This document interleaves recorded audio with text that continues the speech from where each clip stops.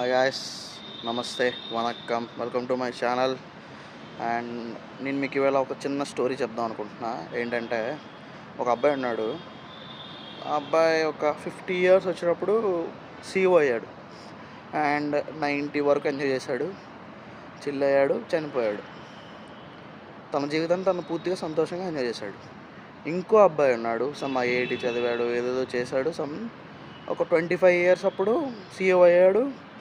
60 years వరకు బతికాడు, 60 years అప్పుడు చనిపోయాడు. సో ఇక్కడ మీరు తెలుసుకోవాల్సింది ఏంటంటే, అతను కూడా 40 ఇయర్స్ సీఈఓ 40 ఇయర్స్ బతికి చిల్ అయ్యాడు. ఇతను కూడా సీఈఓ 40 ఇయర్స్ చిల్ అయ్యాడు.